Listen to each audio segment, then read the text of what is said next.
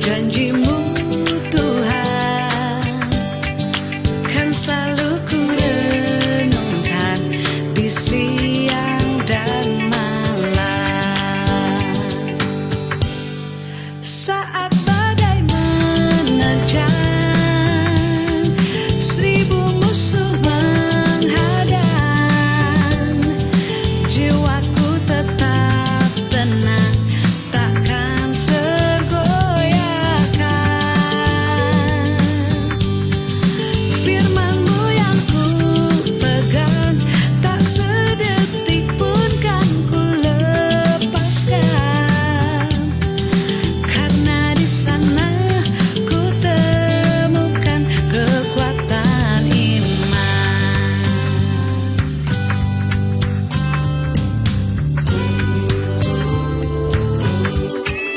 Tak akan ku ragukan setiap janjimu Tuhan, kan selalu ku renungkan di siang dan malam. Saat badai menerjang, seribu musuh menghadang, jiwaku tetap tenang, takkan tergoyahkan. Firman-Mu yang ku pegang, tak sedetik pun kan ku lepaskan.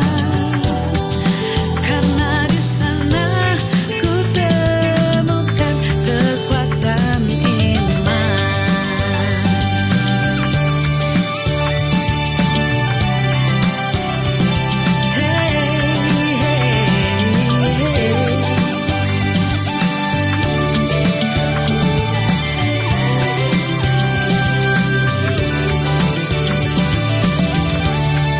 Saat badai menerjang, seribu musuh menghadang,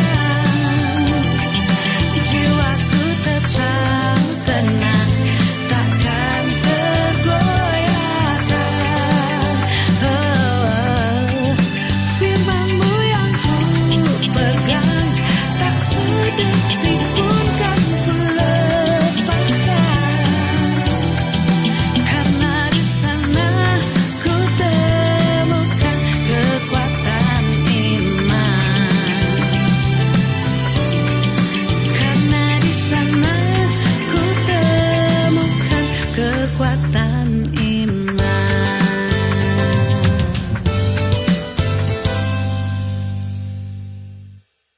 Ya, saudara-saudara, saya senang sekali bisa hadir kembali di ruangan Anda semuanya. Dan saya berdoa malam ini menjadi malam yang istimewa, di mana Tuhan memberikan pewahyuan kepada kita melalui kebenaran firman-Nya, sehingga firman yang kita dengar malam hari ini menjadi pewahyuan atau rema yang akan mengubah kehidupan kita. Saudara-saudara, ingat baik-baik apa yang pernah saya katakan, the future you hold depend on the revelation you carry. Masa depanmu tergantung dari pewahyuan yang engkau terima.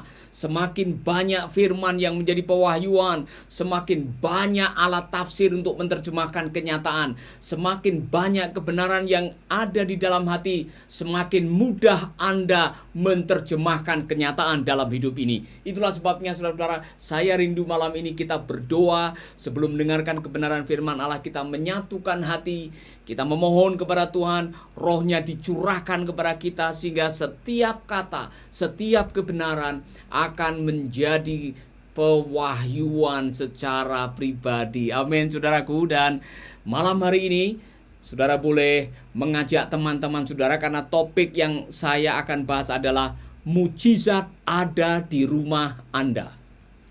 Mujizat ada di rumah Anda. Nah, dengar baik-baik. Hampir semua mujizat yang Tuhan Yesus lakukan terjadi di dalam rumah. Bukan di gereja, waktu itu belum ada gedung gereja. Bukan di KKR lapangan, waktu itu belum ada KKR lapangan, saudara-saudara. Bukan di konferensi-konferensi. Hampir semua mujizat terjadi dalam konteks dalam rumah. Dan malam hari ini, itulah kerinduan saya. Saudara-saudara yang mendengarkan kebenaran firman, saudara mengalami keajaiban demi keajaiban yang Tuhan lakukan dalam hidup saudara. Dan mulai malam ini, malam besok, dan malam berikutnya, kita akan menelusuri mujizat-mujizat yang Tuhan lakukan dari rumah ke rumah. Dan apa yang harus kita lakukan supaya mujizat itu terjadi di rumah kita. Amin, saudara-saudara. Sudah ada yang bergabung. Saya mau menyapa lebih dahulu sambil saudara share video ini. Share video ini ke teman-teman Anda. Dan alangkah indahnya kalau teman-teman saudara bisa bersama-sama, keluarga saudara bisa duduk bersama-sama mendengarkan kebenaran firman Tuhan ini. Pak Immanuel Hala yang sudah bergabung dengan kita. Terima kasih Bapak. Tuhan Yesus memberkati. Kristal sudah bergabung juga dari Tegal yang sudah hadir. Terima kasih. Chris Wong dari Malang sudah hadir. Shalom Bung, apa kabar? Elizabeth sudah datang dari Blitar. Puji Tuhan sudah bergabung. Sampaikan kepada teman-teman yang ada di Blitar. Ya, baik, ini Ibu Diah dari Jogja juga sudah hadir. Terima kasih Jogja. Ibu Noni juga dari Toraja sudah hadir. Ibu Lydia juga sudah bergabung dengan kita dari Sentani. Nah, nanti saya akan putar video jumpa pendengar di Sentani. Kami pernah ada acara jumpa pendengar radio Suara Kasih Papua yang diprakarsai oleh gereja Gidi. Dan itu luar biasa. Saya tidak akan pernah melupakan pertemuan itu, saudara. Saya menyalami sahabat saya Pak Roni Tita Hena yang sudah menyampaikan atau sudah bergabung dengan kita malam hari ini. Hyong Ang dari Manado, puji Tuhan. Salam untuk semua yang dari Manado. Dari Singapura, Aina sudah bergabung. Salam untuk teman-teman yang ada di Singapura. Helianti juga sudah bergabung. Saudara-saudara, saya juga senang Halmahera Barat sudah bergabung. Ajak teman-teman saudara, kirim video ini, di-share di HP saudara, share di Facebook saudara, share di WA saudara barangkali, sehingga kita semua bisa sama-sama bergabung. Topik kita malam hari ini adalah mujizat ada di rumah Anda. Siap-siap mengalami mujizat di rumah Anda. Karena di gereja mula-mula banyak mujizat terjadi di rumah. Bukan di gedung konferensi, bukan di gedung gereja. Banyak mujizat yang terjadi di rumah, saudara. Santi, terima kasih sudah bergabung. Obed Lende, salam sahabatku, apa kabar? Bu Regina juga sudah bergabung. Ada banyak yang sudah bergabung. Bahkan Vivian yang dari kota Ginibalu. Saya menyalami semua saudara. Bagikan video ini dari Bandung. Koshi sudah bergabung. Ewen juga sudah bergabung dari Sentani juga. Luar biasa. Saya menyapa saudara-saudara yang dari Sentani. Ini saya mau sedikit memberikan video kenangan waktu kami mengunjungi Sentani. Dan kami ada jumpa pendengar saudara-saudara. Saya harap kita bisa melihat video ini. Karena ini video bagus sekali.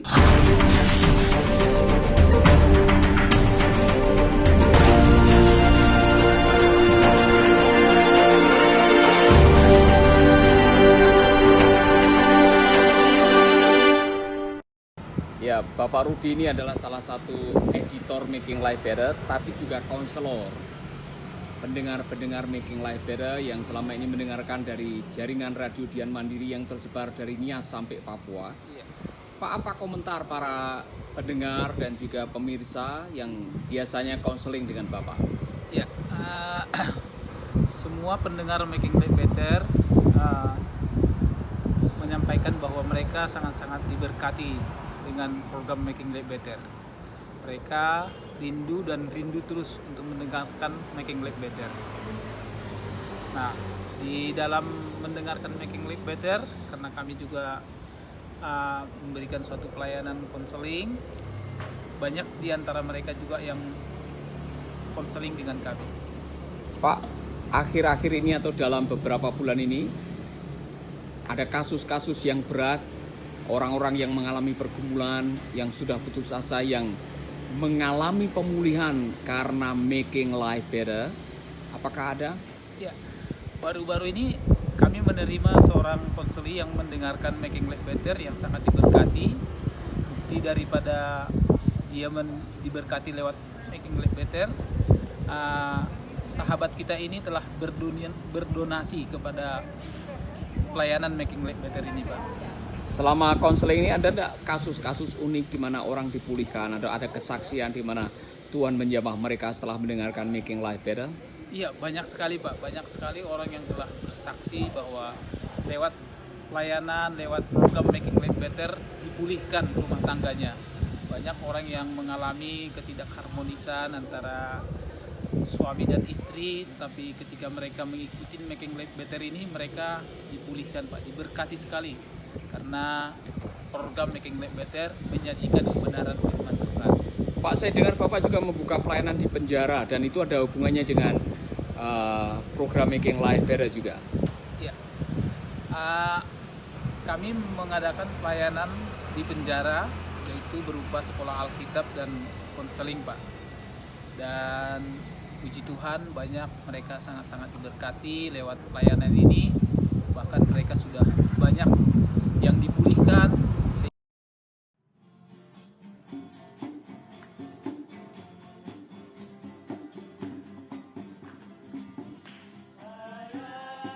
Saya mau mengucapkan terima kasih untuk Bapak Pendeta Dorman selaku Presiden dari GIDI di Papua. Terima kasih untuk sambutan yang luar biasa. Terima kasih untuk rekan-rekan dari Suara Kasih Papua, para pendengar, para penggemar, fans yang setia mendengarkan Making Life Better dan Kata Bijak, dan pada umumnya saudara-saudaraku yang selama ini mencintai radio Suara Kasih Papua. Saya berterima kasih.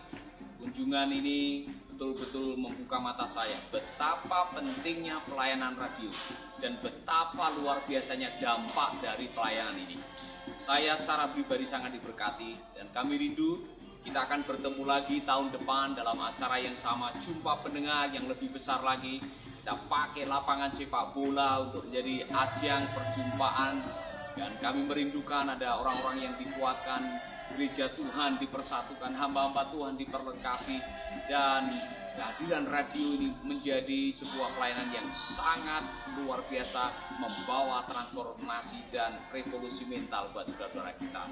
Saudaraku, saya rindu sekali kita berdoa supaya ada stasiun radio di Tolikara, ada stasiun radio di Wamena, ada stasiun radio di Membramo, dan di tempat-tempat yang lain. Kami mengharapkan Papua dipenuhi dengan kemuliaan.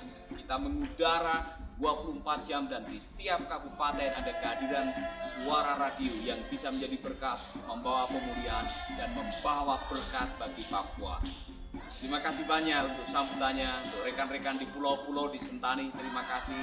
Doa kami kiranya kita akan berjumpa lagi tahun depan. Tuhan memberkati. Suara Kasih Papua bikin hidup lebih baik. Itulah saudara-saudara Suara Kasih Papua, radio yang sudah menjadi berkat bagi banyak orang. Wah, saya terharu sekali. Pada waktu kami jumpa pendengar di sekolah Alkitab, pada waktu itu mungkin ada 3.000 orang yang berkumpul dan ada banyak yang dijamah oleh Tuhan. Yang membuat saya terharu adalah waktu mengunjungi desa-desa di sekitar Danau Sentani dan ketemu dengan pendengar-pendengar yang sangat antusias. Bahkan ada Bapak Pendeta yang menunjukkan kepada saya bahwa dia pasang loudspeaker, saudara, sehingga setiap pagi bisa seluruh warga di situ mendengarkan program Making Life Better. Jadi saya mau berterima kasih untuk saudara yang dari Papua ini, sudah ada banyak yang bergabung. Salam saudara, Tuhan memberkati saudara. Doakan terus supaya tahun ini radio yang ada di Wamena akan segera mengudara. Sudah dipasang towernya, sudah ada studionya, tinggal menunggu izinnya sehingga kita bisa segera menyiarkan kabar baik, memberkati kita saudara-saudara kita yang ada di Wamena. Amin.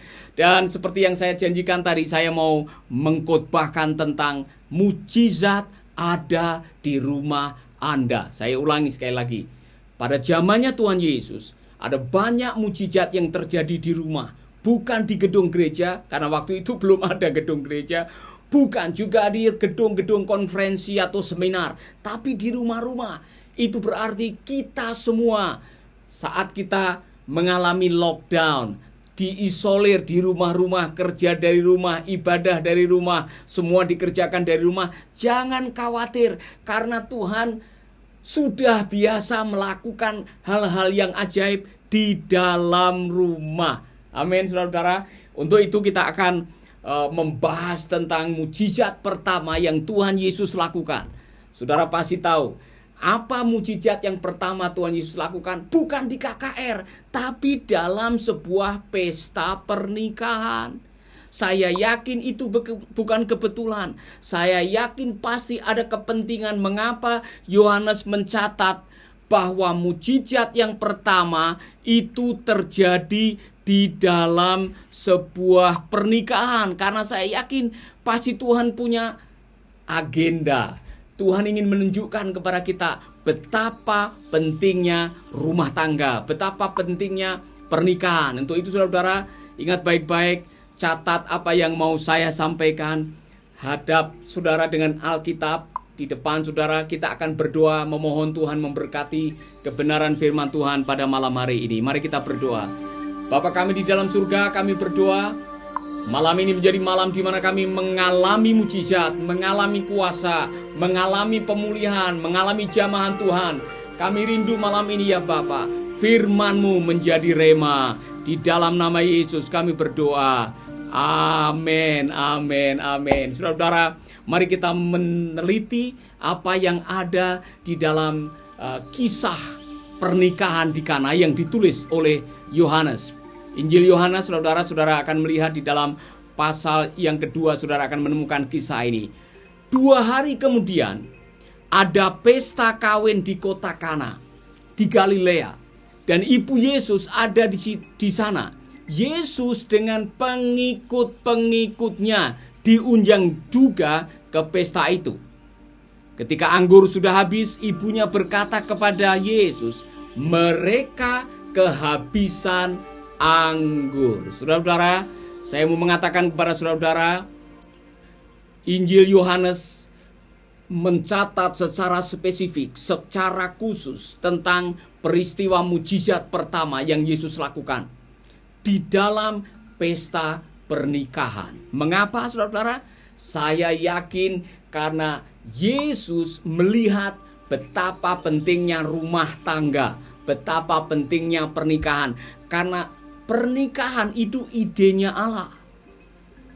Marriage is God's idea and still good idea. Pernikahan adalah idenya Allah dan masih ide yang sangat baik. Maka Tuhan memulai karyanya di dalam sebuah pernikahan. Karena kualitas gerejanya, kualitas muridnya, kualitas bangsa ini tergantung dari kualitas pernikahan kita. Kalau pernikahan kita hancur berantakan, maka gereja juga kena dampaknya, negara juga mengalami dampak negatifnya. Itulah sebabnya saudara, bukan kebetulan Yesus melakukan mujizat pertama dalam sebuah pernikahan. Mengapa saudara? Karena di dalam Injil dikatakan bahwa Allah memang melakukan hal-hal yang ajaib, banyak berkaitan dengan pernikahan, banyak berkaitan dengan rumah tangga. Mujizat-mujizat terjadi di rumah. Ada orang-orang yang mengalami keajaiban, dan itu terjadi di dalam setting rumah tangga, keluarga, karena Tuhan punya perhatian khusus. Mengapa? Karena pernikahan itu penting. Pernikahanmu penting, pernikahanku penting, pernikahan kita penting. Maka keluarga dan pernikahan harus menjadi tempat di mana Tuhan hadir dalam kehidupan kita. Karena ada banyak konflik, ada banyak persoalan, ada banyak masalah yang kalau tidak diselesaikan akan mengganggu sukacita kehidupan kita. Ada yang mengatakan the quality of your life is the quality of your relationship. Kualitas hidupmu tergantung dari kualitas hubunganmu. Kalau hubungan di rumah sudah tidak baik, kalau cinta mulai sirna, kalau kemesraan mulai sekarat, kalau tidak ada komunikasi yang baik, kemungkinan rumah tangga saudara akan terancam. Masa depan anak-anak akan bermasalah. Dan akhirnya saudara dan saya akan menjadi pribadi yang tidak bahagia. Itulah sebabnya saudara dengarkan apa yang pernah ditulis oleh kitab Maleaki. Tuhan menegur para imam pada zaman itu. Ketika para imam mulai melakukan hal-hal yang tidak sesuai dengan kebenaran dan standar kebenaran firman Allah mengenai pernikahan. Tuhan mengucapkan kalimat ini kepada para imam dan untuk kita semua. Bukankah Allah yang esa menjadikan kamu satu tubuh dan satu jiwa dengan wanita itu? Apakah maksud Tuhan dengan itu? Tak lain supaya kamu mendapat anak-anak yang menjadi umat Allah yang sejati. Jadi jagalah dirimu. Jangan sampai ada di antara kamu yang tidak setia kepada istrinya. Aku benci perceraian, kata Tuhan Allah Israel. Nah, saudara-saudara, saya mengutip ayat ini hanya untuk meneguhkan mengapa mujizat yang pertama kali dilakukan dalam pernikahan. Mengapa Yesus memberikan perhatian khusus. Bahkan dia mengatakan waktuku belum tiba, tapi dia melakukan sesuatu. Karena Yesus adalah Allah yang menciptakan pernikahan. Dia yang punya ide pernikahan, karena melalui pernikahan akan lahir agen-agen kerajaan Allah, yaitu anak-anak kita yang setia kepada Tuhan. Itulah sebabnya saudara, perhatikan baik-baik, Tuhan punya agenda lewat rumah tangga saudara. Makanya Tuhan juga bisa melakukan keajaiban di dalam rumah tangga saudara.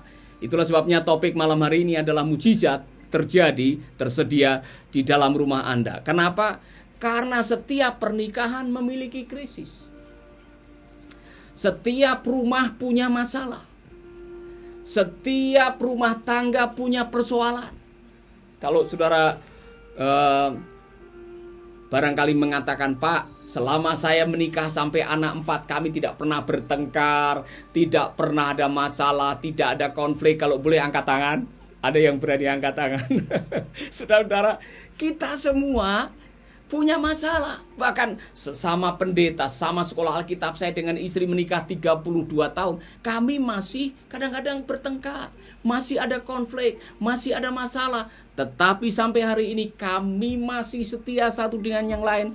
Karena banyak masalah yang diselesaikan oleh Tuhan melalui doa.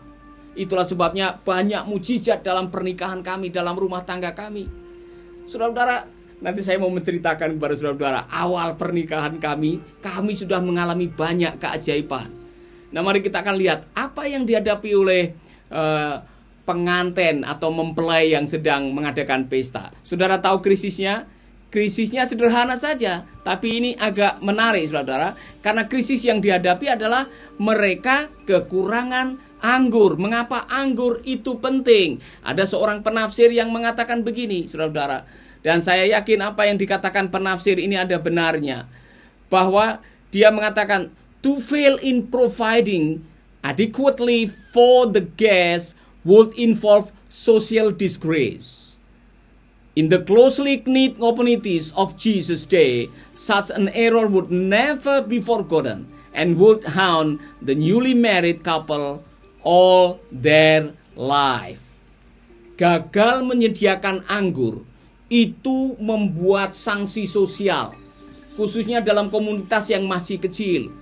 Itu kalau sampai pernikahan mereka, pesta mereka jadi omongan gara-gara kekurangan air anggur, bisa-bisa mempelai pernikahannya terganggu karena menanggung rasa malu, disgrace. Dan itu saudara, Yesus tahu kalau memulai pernikahan, memulai rumah tangga, memulai hidup berkeluarga sudah dengan persoalan, akan ada banyak persoalan demi persoalan demi persoalan. Maka Yesus melihat ada sesuatu yang penting yang harus dilakukan. Inilah krisis dalam pernikahan saudara, yang pertama kali Tuhan melakukan keajaiban di situ. Dan saya mau mengaplikasikan dalam kehidupan kita. Kalau waktu kita mengawali rumah tangga, waktu kita mengawali pernikahan, sudah banyak persoalan. Pernikahan yang bermasalah akan menghasilkan keluarga bermasalah. Keluarga yang bermasalah akan melahirkan anak-anak yang bermasalah. Anak-anak yang bermasalah akan melahirkan komunitas yang bermasalah. Komunitas yang bermasalah akan menghasilkan negara yang bermasalah. Maka Yesus punya kepentingan, walaupun waktunya belum tiba. Pada waktu ibunya mengatakan mereka kekurangan air anggur, Yesus mengatakan waktuku belum tiba.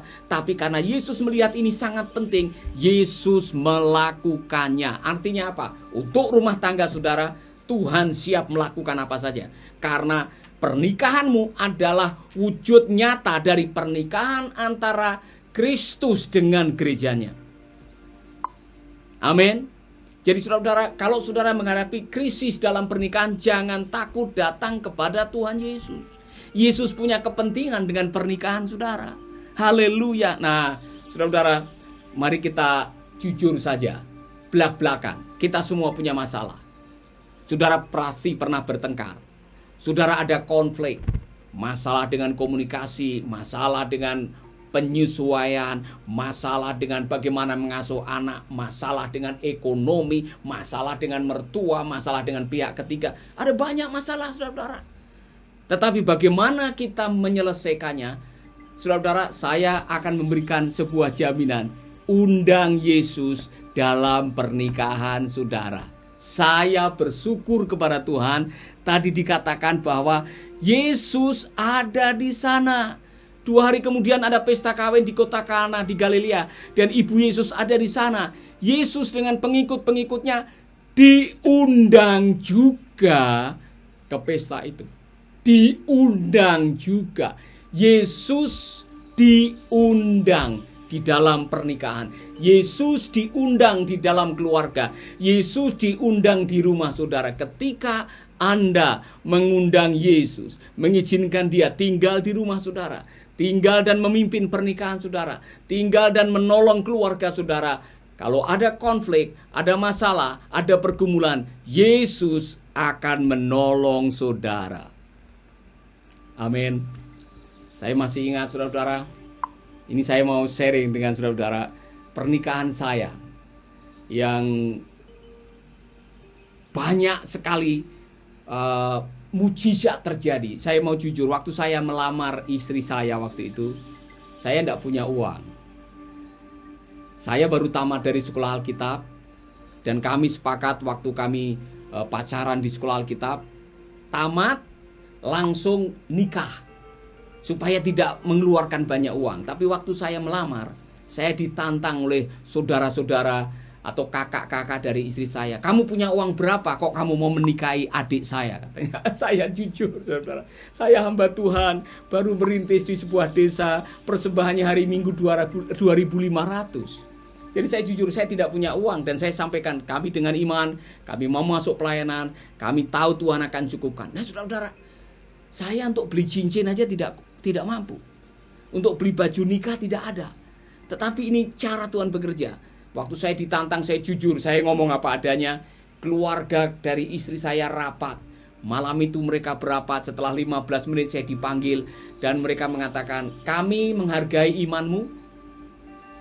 Dan kami sudah sepakat kalian akan menikah tanggal 17 Juni 88. Dan pernikahannya akan dilangsungkan di Hotel Borobudur Bintang 5 di Jakarta.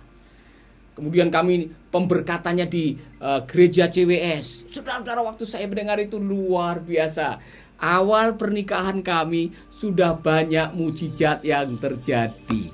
Karena saya tahu kami menikah untuk memuliakan nama Yesus. Kami menikah mengundang Yesus di dalam pernikahan kami. Dan sampai detik ini Tuhan tidak pernah meninggal kami. Krisis demi krisis yang terjadi, masalah demi masalah yang kami alami. Oh saudara-saudara, kami selalu melibatkan Tuhan Yesus. Undang Yesus dalam pernikahan saudara. Undang dia setiap hari, izinkan dia memimpin pernikahan dan rumah tangga saudara. Biarkan dia ada di rumahmu. Kalau perlu setiap pagi, muliakan dia. Nyanyikan lagu-lagu pujian. Datang kepadanya. Baca firman-Nya. Lakukan sesuatu. Saudara pasti akan diberkati. Izinkan Yesus ada di dalam hatimu. Di dalam rumah tanggamu. Amin, saudara-saudara. Itu luar biasa. Nah, yang berikutnya, saudara-saudara, kita akan melihat Maria tidak datang kepada si master of ceremony atau yang memimpin pesta atau keluarga yang sedang mengadakan pesta. Maria langsung datang kepada Yesus dan dia mengatakan kepada Yesus, mereka ada masalah. Mereka kehabisan anggur. Dan Maria sudah melihat akan ada konflik, seperti yang dikatakan oleh penafsir tadi. Sampai mereka tidak bisa menyediakan anggur, akan ada namanya social disgrace. Mereka akan diremehkan, mereka akan ada sanksi sosial yang cukup berat. Bukan hanya itu saja, anggur oleh para rabi itu digambarkan sebagai simbol sukacita. Jadi kalau mereka kehabisan anggur, artinya pernikahan mereka akan kehabisan sukacita. Dan itu yang menjadi masalah di dalam pernikahan kita. Waktu sudah tidak ada senyum, tidak ada tawa, tidak ada kebahagiaan, tidak ada sukacita di dalam pernikahan, pernikahanmu terancam. Maka undanglah Yesus dan datanglah kepadanya. Datanglah kepadanya. Amin. Saudara-saudara, ketika mereka kekurangan anggur, Ibu Yesus berkata kepadanya, mereka kehabisan anggur. Kata Yesus kepadanya, mau apakah engkau daripadaku, Ibu? Saatku belum tiba. Yang saya sampai hari ini masih merenung. Maria begitu yakin bahwa Yesus sanggup menolong. Makanya dia datang kepada Yesus. Saudara-saudara, dalam situasi di mana engkau sedang terpuruk oleh karena kena PHK akibat daripada COVID-19, income-mu berkurang, bahkan engkau dirumahkan, mungkin engkau kehilangan bisnis, engkau kehilangan segalanya, masih ada Tuhan yang bisa kita andalkan, saudara-saudara, yaitu Tuhan Yesus. Dia yang mengatakan, marilah kepadaku, hai kamu yang letih lesu dan beban berat, aku akan memberikan kelegaan kepadamu. Dalam bahasa Inggris, The Message dikatakan, walk with me, work with me, and learn the rhythm of grace. Wow. Jalan dengan saya, bekerja dengan saya, dan belajar ritme kasih karunia. Oh, saudara-saudara, ternyata waktu kita berada di dalam Yesus, ada sebuah ayat yang mengatakan seperti ini di dalam Yohanes 1 ayat 16. Dari kepenuhan Kristus. Kita yang percaya kepada Yesus, kita yang membuka rumah hati kita untuk Yesus tinggal di dalam diri kita, kita yang membuka Yesus untuk masuk dalam pernikahan dan rumah tangga kita, setiap hari Anda berhak menerima kasih karunia demi kasih karunia demi kasih karunia, dan tidak ada habis-habisnya. Maka saudara-saudara, datanglah kepada Yesus. Dalam situasi terpuruk, dalam situasi tidak berdaya, dalam situasi tidak ada kekuatan, dalam situasi engkau sedang galau, dalam situasi engkau putus asa, datanglah kepada Yesus, karena berharap kepadanya tidak pernah mengecewakan. Dan Maria tahu Yesus sanggup melakukan itu. Maka dia datang kepada Yesus. Datanglah kepada Yesus. Datanglah kepada Yesus. Bawa segala persoalmu kepadanya. Ingat baik-baik, serahkan segala kekhawatiranmu kepadanya, karena dialah yang pernah mengatakan, janganlah kamu khawatir. Serahkan kekhawatiranmu kepadanya, karena dialah yang memperdulikan kamu. Saudara-saudara, nanti di akhir daripada renungan ini saya mau mengajak kita semua datang kepada Yesus. Tidak ada tempat yang lain yang terbaik untuk kita menyerahkan seluruh persoalan kita kepada Yesus. Dulu ada lagu lama, I cast all my cares upon you. Tuhan, aku membawa seluruh hal yang mengkhawatirkan dalam hidupku kepadamu. Saudara-saudara, waktu saya sedang dalam keadaan terpuruk, tidak ada duit, tidak ada uang untuk membiayai anak sekolah, tidak ada dana untuk membeli rumah, tidak ada dana untuk membeli mobil, tidak ada dana untuk bahkan memindahkan anak dan sebagainya, harus mengungsi dari Ambon ke Denpasar. Waktu saya sedang sakit kanker, terkapar 3 bulan, satu-satunya yang selalu menjadi tempat perlindungan saya, setiap pagi saya datang kepada Yesus dan mengatakan, Tuhan Yesus, aku perlu Engkau. Dan Tuhan selalu menolong tepat waktu dan tepat sasaran. Tuhan tidak pernah salah menolong orang. Amin. Datanglah kepada Yesus. Haleluya. Yang ketiga, yang pertama tadi, undang Yesus, Yang kedua, datanglah kepada Yesus. Dan yang ketiga, saudara-saudara, saya rasa ini perlu sekali kita semua. Yang ketiga, apa yang harus kita lakukan pada waktu kita menghadapi? Melakukan perintah Yesus. Lakukan kebenarannya. Hidup di atas firman-Nya. Oh, saudara-saudara tahu apa yang terjadi pada hari itu. Saudara-saudara, Yesus berkata kepada pelayan-pelayan itu, kalau saudara sebagai pelayan pada malam atau pada hari pesta itu ada di tempat pesta, dan saudara adalah salah satu pelayan, kemudian saudara mendengar ada orang dari Nazaret yang saudara belum kenal mengatakan, isilah tempayan-tempayan itu dengan air. Mereka mengisinya sampai penuh. Lalu Yesus berkata kepada mereka, sekarang ambil sedikit air itu dan bawalah kepada pemimpin pesta. Mereka membawa air itu kepada pemimpin pesta, dan ia mencicipi air yang sudah berubah menjadi anggur. Saya membayangkan kalau saudara adalah pelayan di dalam pesta yang sudah tahu anggurnya habis, kemudian ada tempat air untuk pembasuhan kaki, suruh mengisi air penuh. Kemudian saudara suruh membawa air dari tempayan ke pemimpin pesta. Saudara pasti banyak tanda tanya. Ini apa maksudnya? Air sudah habis, kemudian air yang taruh di tempat atau tempayan untuk pembasuhan kaki harus dibawa ke pemimpin pesta. Ini apa maksudnya, Yesus anak tukang kayu? Tapi mereka tidak bertanya itu. Mereka tidak protes, mereka tidak ada question atau pertanyaan. Kalau saudara membaca kisahnya, mereka taat, mereka melakukannya, dan pada waktu pemimpin pesta itu mencicipinya, kaget saudara-saudara. Pemimpin pesta ini heran. Biasanya anggur yang pertama disajikan itu yang terbaik. Ini yang akhirnya malah kualitasnya jauh lebih bagus. Dan hari itu ada mujizat yang luar biasa. Mujizat air menjadi anggur.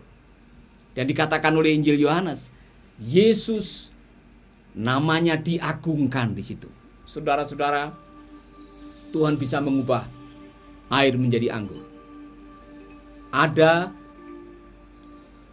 makna rohani yang luar biasa seperti tadi kebiasaan rabbinik.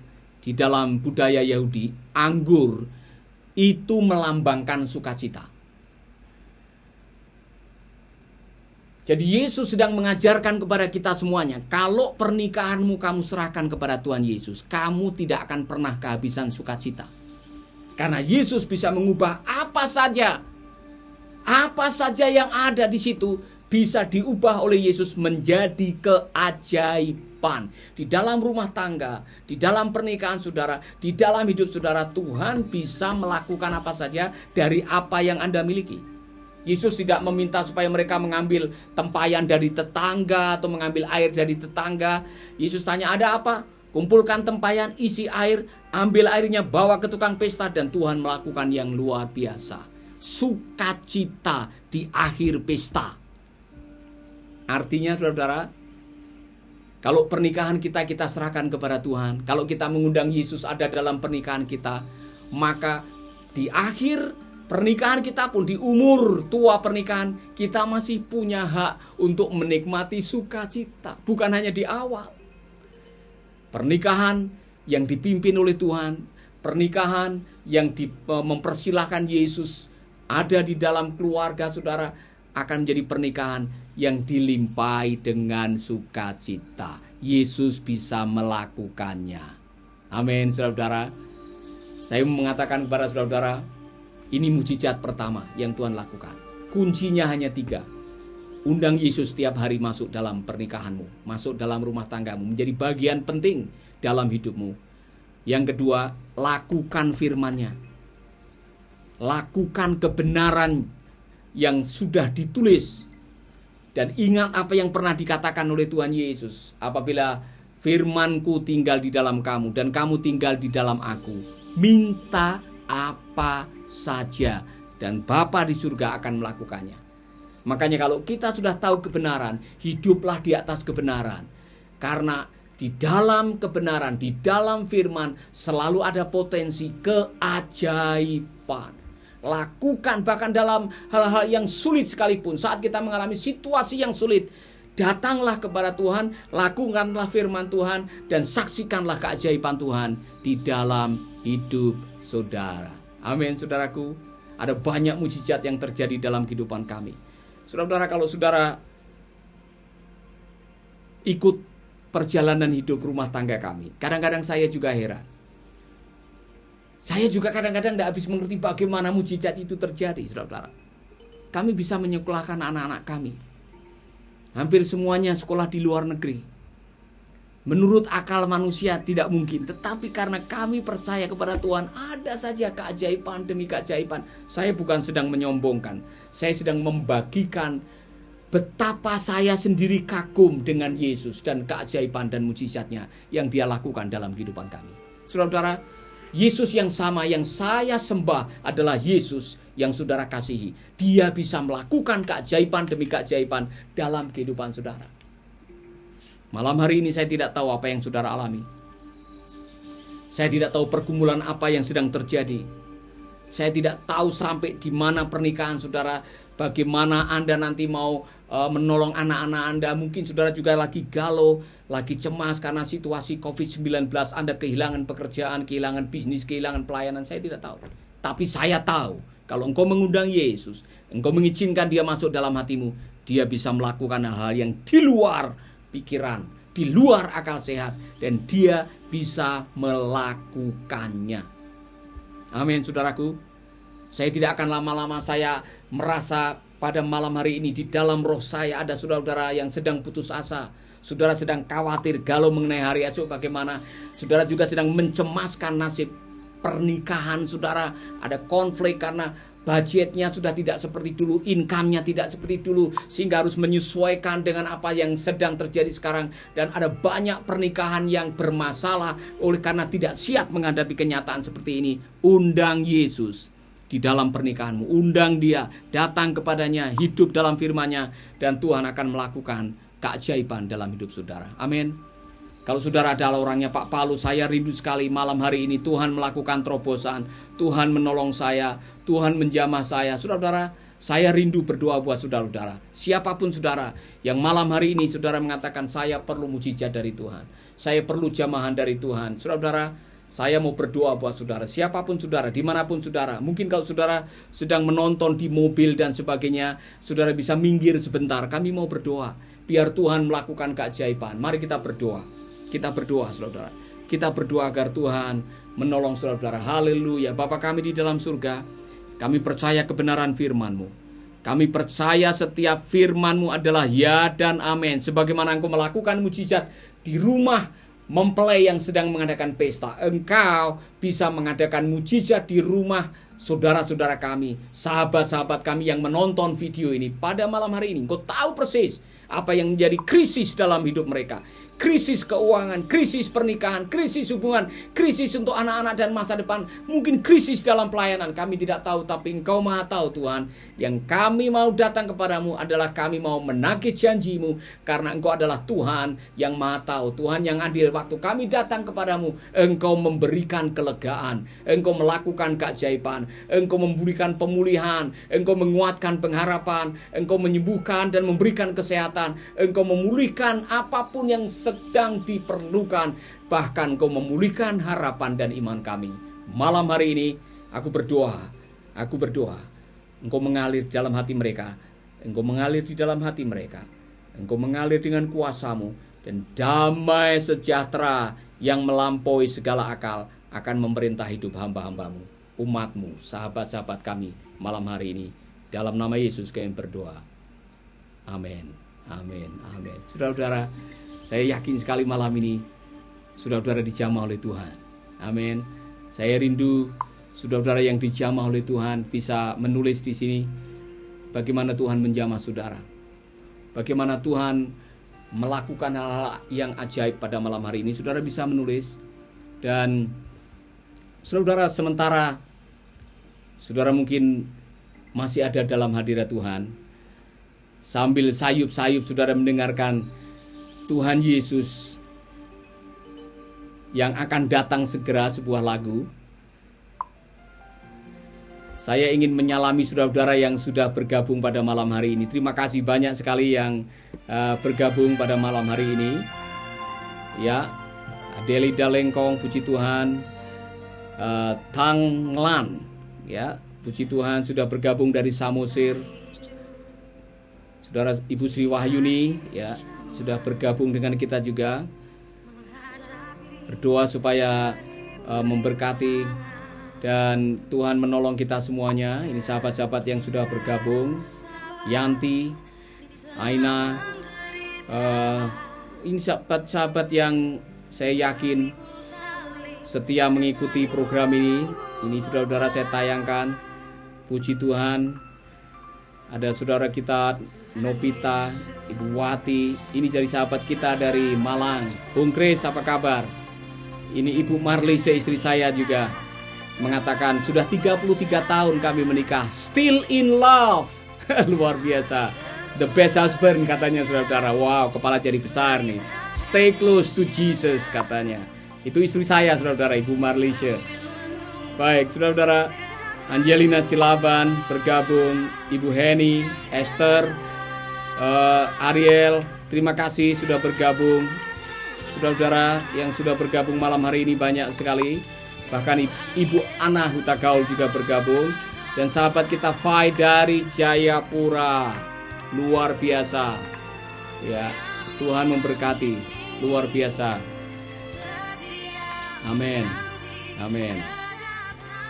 Ya, ada juga ini saudara kita dari Flores ya, Bung Jeffrey, Ankehe Ocha, Tuhan memberkati.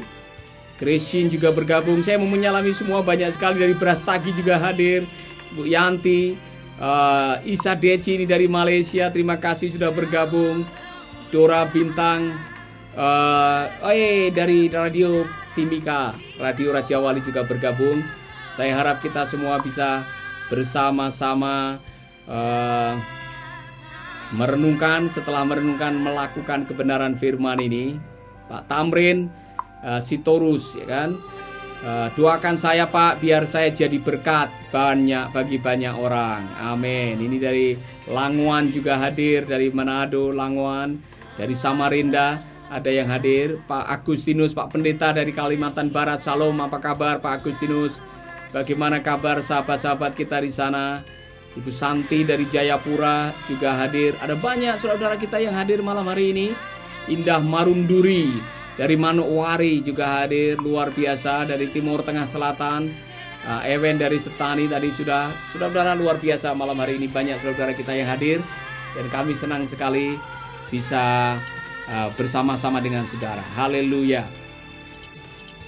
Baik saudara-saudara, sebelum saya mengakhiri, sebagaimana biasanya saya selalu mengajak saudara-saudara nanti berdoa untuk bangsa dan negara. Tetapi ada satu buku yang layak untuk Anda baca, yang saya sendiri diberkati oleh buku ini, yaitu Gaya Kepemimpinan Yesus. Saudara yang dalam posisi sebagai seorang pemimpin, apakah pemimpin dalam pelayanan, pemimpin dalam dunia usaha sekuler, apapun juga, Gaya Kepemimpinan Yesus adalah buku yang layak saudara baca. Ditulis oleh Dr. Michael Youssef yang biasa membawakan program Leading the Way di televisi. Beliau adalah gembala sidang The Church of the Apostle di Atlanta, Amerika, gereja yang cukup besar dan pelayanannya mendunia. Dia sudah menulis lebih dari 33 buku. Saudara-saudara, ada 2 buku yang kami terjemahkan. Saudara bisa, yang tertarik, saudara bisa mendapatkan buku ini. Dan saudara yang tertarik untuk pesan buku, saudara-saudara, di bawah ini ada nomor Ibu Ani. Telepon saja Ibu Ani. Ibu Ani akan menolong saudara. Buku saya yang berikutnya yang sudah diterjemahkan dalam bahasa Indonesia, kami berdua menulis dengan teman saya yang ada di Amerika, namanya Kevin Paul Scott. Judul bukunya adalah The Leper's Lesson.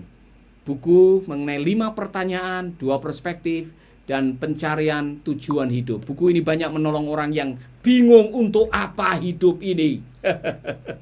Saudara, saya heran ketemu dengan orang yang kaya raya di Atlanta, namanya Horst Schul. Halaman rumahnya 12 hektar. Jadi saudara sudah bisa membayangkan kaya rayanya seperti apa. Dia punya range untuk kuda, punya danau sendiri. Orang kaya. Tetapi karena dia kena kanker, dia merasa hidupnya singkat, tapi dia belum menemukan makna hidup yang sesungguhnya. Maka dia undang saya nginep 1 malam di rumahnya. Di acara makan pagi dia mengajukan pertanyaan ini yang membuat saya menulis buku ini. Kisahnya Horsul ada di dalam buku ini. Dia bilang, Paulus, I have everything in my life.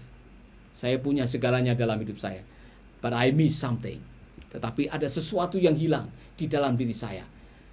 Saya kehilangan makna hidup. Wah, saudara, waktu dia mengatakan itu, saya langsung bertanya, terus kamu mau apa? Saya mau minta tolong, doakan saya supaya saya bisa akhir hidup saya ini saya merasa bermakna. Saudara-saudara, saya langsung menjawab, hey, at the end of the days, di hari akhir kehidupan kita, what people looking for is not money. Apa yang dicari orang bukan uang, bukan harta, bukan tahta, bukan permata, bukan wanita. Di ujung kehidupan kita yang dicari adalah makna, arti kehidupan. Dan arti kehidupan ditemukan bukan dengan mengumpulkan, tetapi dengan berbagi kehidupan. Hari itu saya berdoa buat Horsul dan dia menangis, saudara. Dan saya akhirnya baru tahu bahwa Horsul ternyata adalah salah satu orang yang memulai bisnis hotel Ritz-Carlton. Saudara tahu hotel bintang 6, bintang 7. Dan saya diberkati dengan pertemuan itu. Lahirlah buku ini. Bagaimana menolong orang menemukan makna hidup. Hidup kita ini singkat.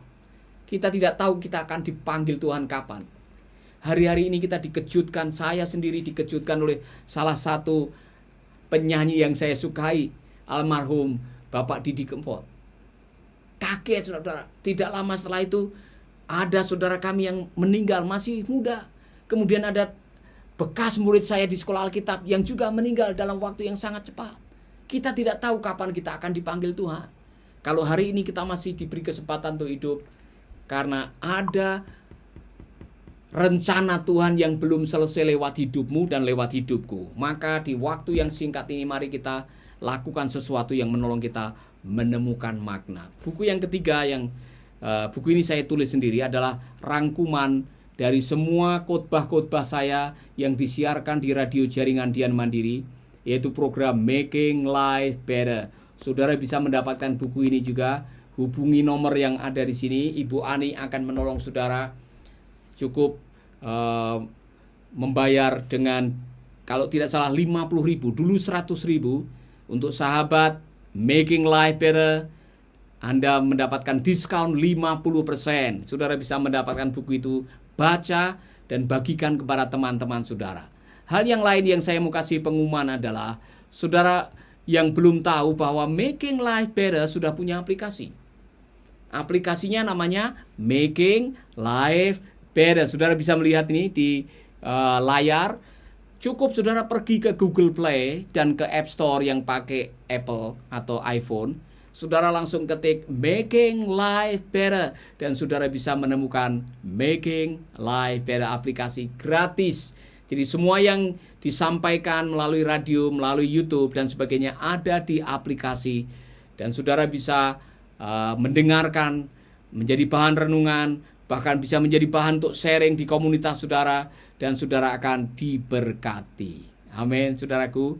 Puji Tuhan. Dan sekali lagi sebelum saya mengakhiri pertemuan, ada beberapa saudara yang rindu didoakan. Salah satunya Ibu Wati, ya kan? Mohon doakan Pak, saya mau disembuhkan Tuhan, katanya. Saya mengalami sakit gondok dalam selama 10 tahun sampai sekarang, dan penyakit ini sangat membuatku terganggu dalam melayani Tuhan. Baik Ibu Wati, sebentar kami akan menyatukan hati, kami akan bersama-sama berdoa supaya Tuhan menolong. Masih ada lagi Korah Sinulingga.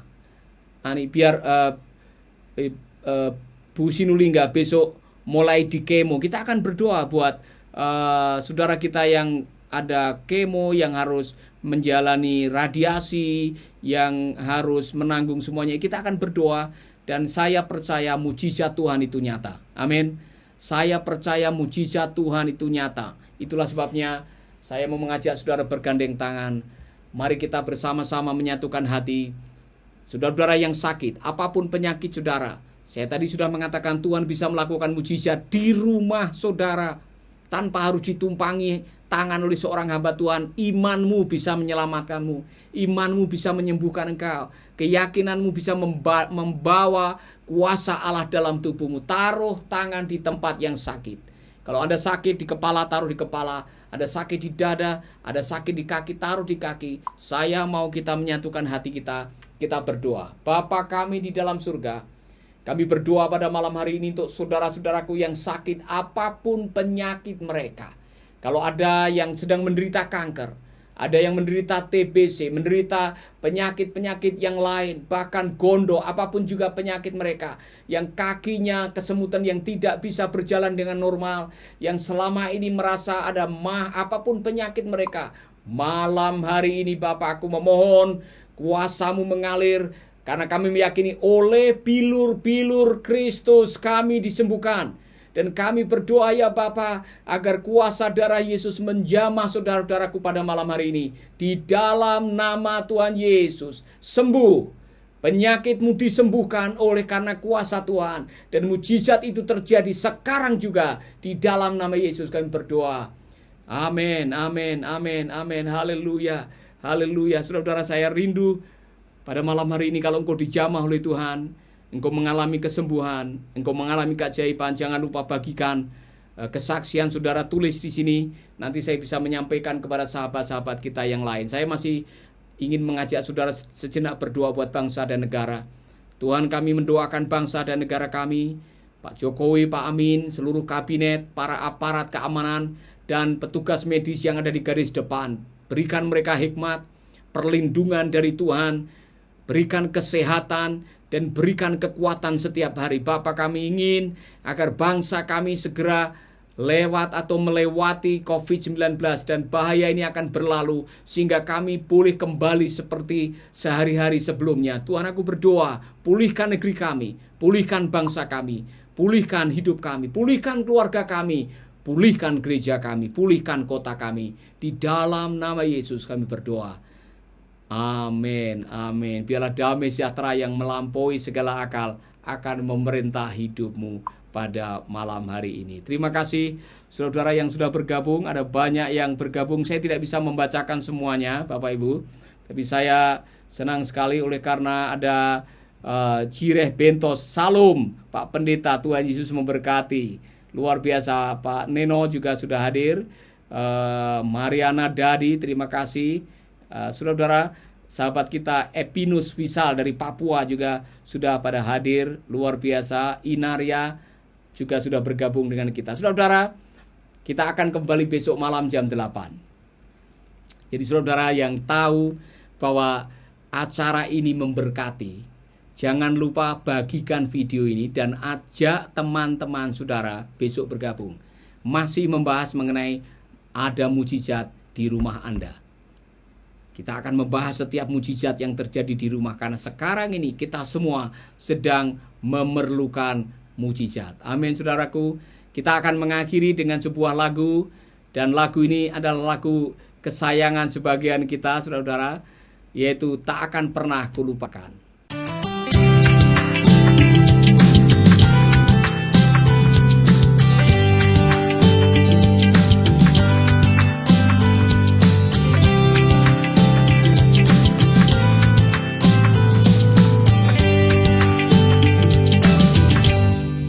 Tak akan kulupakan